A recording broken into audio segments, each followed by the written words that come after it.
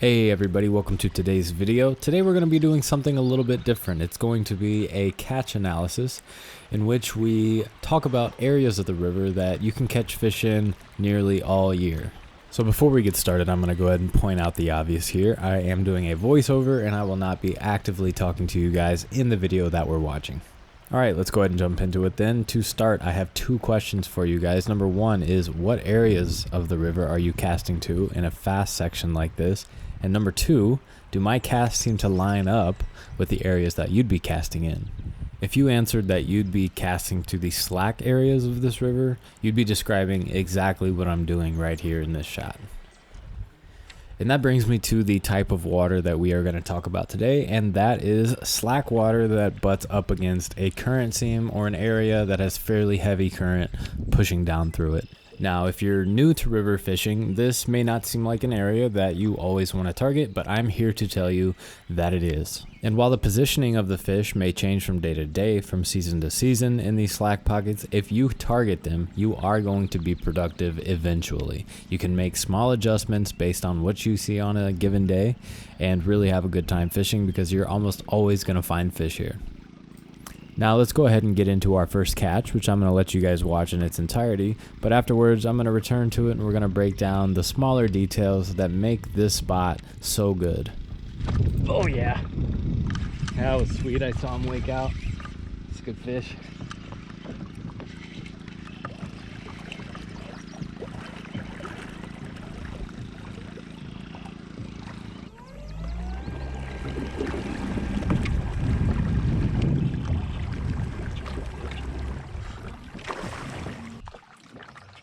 That one. Yes. Colors on that one.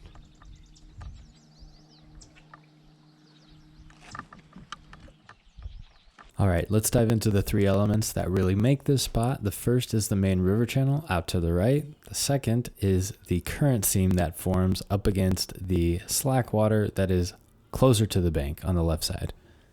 And so the real key to this spot is the fact that there's current pushing down right here, and this is creating an ambush point for the smallmouth to set up on. The spot marked with the feeding zone icon is exactly where I caught that fish. So as we can see here, this fish was pushed a little bit closer to the reeds in that slack pocket and a little bit further away from the current. And this is not always going to be the case. Like I said earlier, it is going to vary by the day and even by the hour. Some fish are going to want to be really close to the current or even in it, and some fish are going to be right dead center in that slack pool. Either way, the key takeaway from this is that fish are always going to be hanging in or around these slack pools because they are a feeding zone. All bass are opportunistic feeders, and if there's current bringing the food to them to where they don't have to do a whole lot, obviously they're always going to take advantage of that.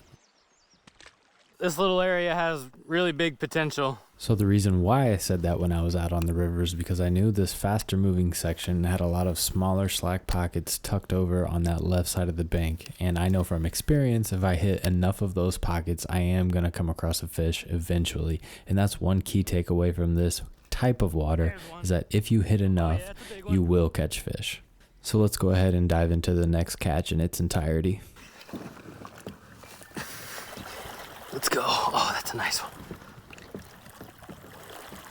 Oh, look at that bend. Come on.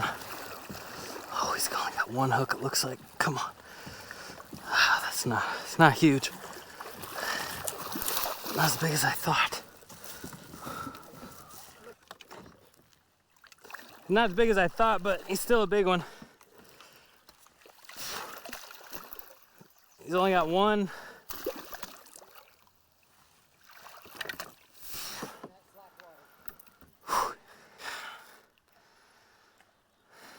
Damn, he pulled. Whew, tired.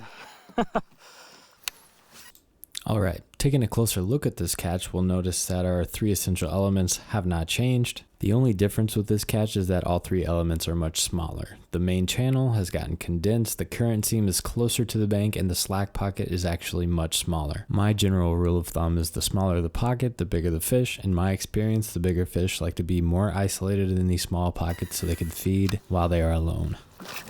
There's one. Oh yeah, that's a big one.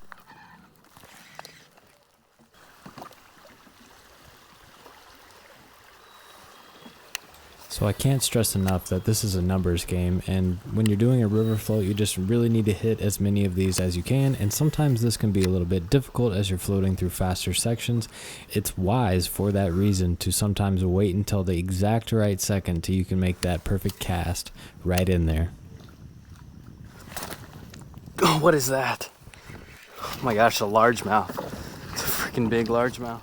So I don't think we need to rehash this catch in its entirety because it sets up a lot like the previous catch. But as we can see here, it's not always smallmouth who are setting up in these positions. Sometimes it's going to be river largemouth, which are just as fun to catch. With that said, I hope that these tips have been helpful for you guys and that you can get out there and have fun of your own, catching big smallies and big largemouth, targeting the same kind of slack pockets that we've talked about here today. If you found the video helpful, go ahead and do me a favor and like and subscribe.